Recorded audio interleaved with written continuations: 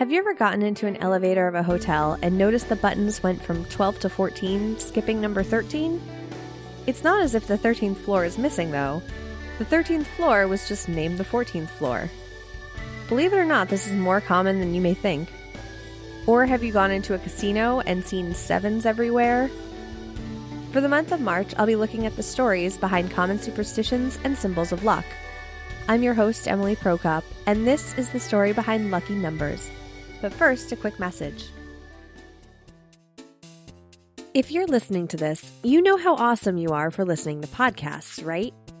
You get to be that friend who starts sentences with, "Hey, I heard on a podcast." 1 out of 5 people listen to podcasts every month. That means while you're the cool one, 4 of your friends, well, aren't as cool as you. But you have the power to help them. Be a good friend and suggest a podcast. For the month of March, hundreds of podcasts from NPR, StuffYouShouldKnow.com, and indie podcasts alike are putting out a challenge to listeners to introduce their friends to podcasts. And as much as I'd love it if you recommended the story behind, it might not be up everyone's alley. But there are plenty of shows to choose from.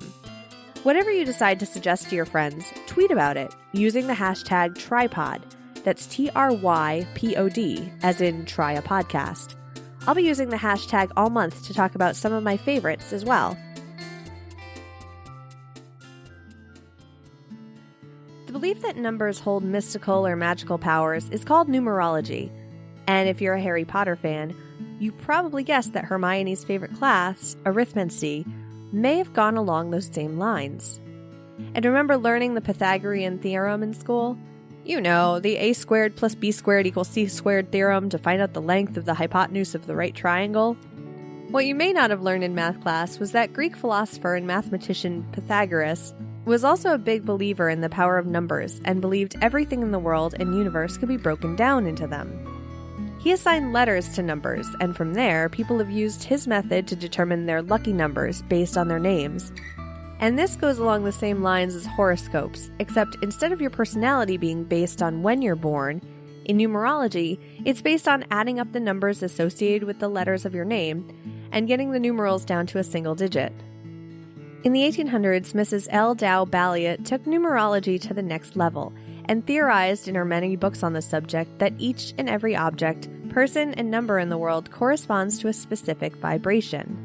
Creating the ideal life, according to Balliet, involved making sure all vibrations were harmonious with one another.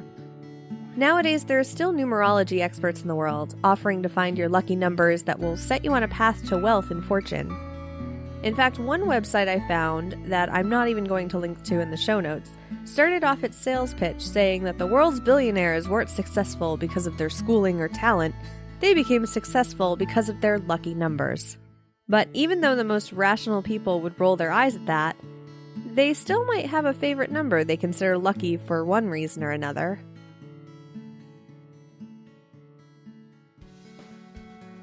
An unlikely source for lucky numbers and even some beliefs in numerology actually comes from the Bible.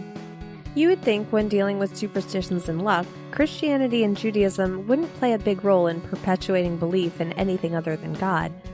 But did you ever notice that certain numbers played a big role in both testaments of the Bible? One of the biggest being the number 7. It took 7 days for God to create the world. There are 7 parables of Jesus and 7 miracles of Jesus, for example. In the book of Revelation, every sign of the second coming of Christ seems to be based on 7s. 7 churches, 7 angels, 7 seals, 7 trumpets, 7 thunders, and the 7 plagues. And while you may be thinking of Brad Pitt crying, "What's the box?" The 7 deadly sins, envy, gluttony, greed, lust, pride, sloth, and wrath, are not actually mentioned in the Bible. But the number 7 isn't just associated with the Bible. You may find yourself surrounded by 7s in the world. 7 seas, 7 wonders of the world, 7 continents, 7 colors of the rainbow, and 7 dwarves. And if you go to a casino, you may find even more 7s, and you may wonder why 7 is so lucky. Think about dice for a minute and how often you've rolled either a 2 or a 12. Probably not very often, because the odds of rolling 2 1s or 2 6s is pretty slim.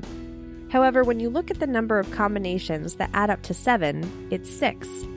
1 and a 6, 2 and a 5, a 3 and a 4, a 4 and a 3, a 5 and a 2, or a 6 and a 1. So whether you're playing craps or Settlers of Catan, you'll soon learn just how often the number 7 gets rolled, and how sometimes the odds can be your best friend, or it can rob you of valuable resources.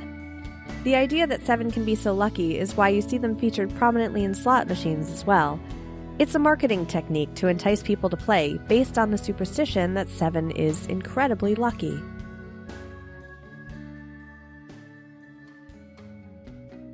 So now let's talk about a number that's not considered so lucky. We already touched on it a bit in the introduction, but we can't talk about superstitions about numbers without talking about the number 13. In fact, there's a word for the fear of the number 13, triskaidekaphobia. Again, we're going back to the Bible for one of the origins of this superstition. A common superstition is that 13 at a table is unlucky, which began with the Last Supper. The last to sit down, or the first to stand up, was said to be either Jesus or Judas. And going back even before the Last Supper, in Norse mythology, 12 gods had a dinner party at Valhalla. But they didn't invite Loki, the mischief-making god. That didn't sit well with him, so he invited himself and caused chaos when he introduced a dangerous game that ended up killing Balder, the god of joy, gladness, and associated with the sun, which sent the earth into darkness.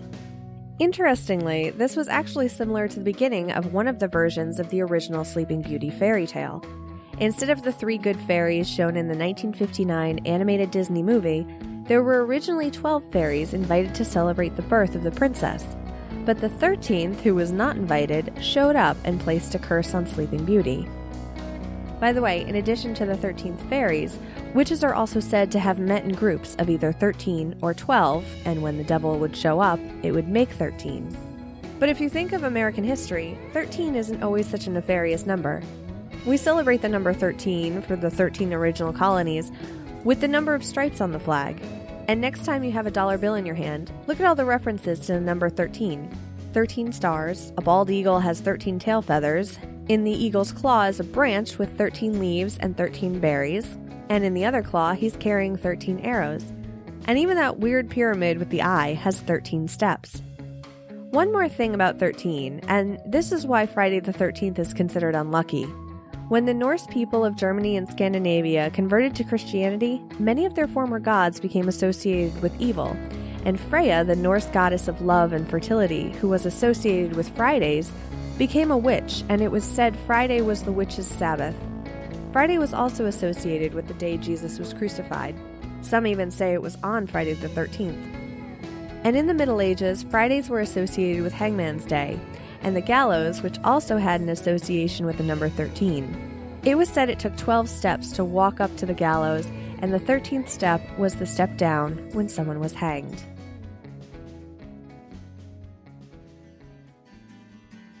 Information for this episode was sourced from HowStuffWorks.com, PsychologyToday.com, National Geographic, and more links, which can be found in the show notes at thestorybehindpodcast.com.